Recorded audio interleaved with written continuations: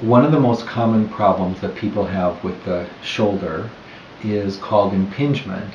Impingement is not an injury, it's just a condition in which the bones, the scapula and humerus, are not moving well together. When the person moves their arm around, things kind of jam or pinch in the shoulder joint.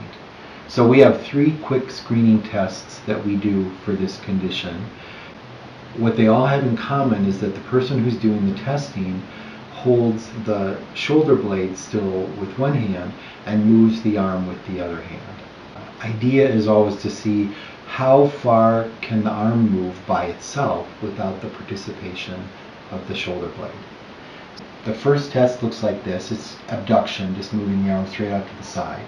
So I put one hand on top of the shoulder blade, and then I lift the arm up, and I'm not looking for the first resistance, I'm looking for the end of the range where I can't really move the arm any further without the shoulder blade moving right along with it. So that was pretty good range. Could be better, but pretty much in the normal range. Now I do the same thing again, and I lift the arm straight up in front of her instead of out to the side. But my other hand is still doing the same thing, just holding the shoulder blade still. Again, this is pretty good range. The third test, I do right out of the second test. I hold the arm up with one hand with the elbow bent, and then I take the other hand and put it around, cupping the bottom of the shoulder blade. Now I hold the shoulder blade still and keep it from rotating as I lift the elbow up as high as I can. And again, this is pretty good range.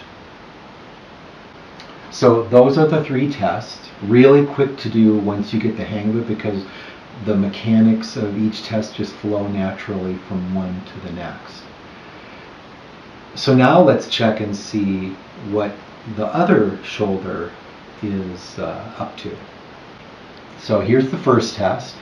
Arm goes straight out to the side. Now this arm doesn't move quite as well as the other arm, so this is a more limited range. And here's the second test, arm going straight in front of her.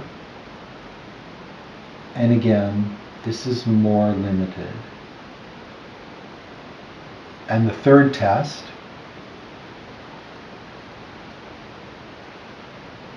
and again, this is a more limited range. If I were treating her for her shoulder impingement, I guess I'd be working on the right shoulder.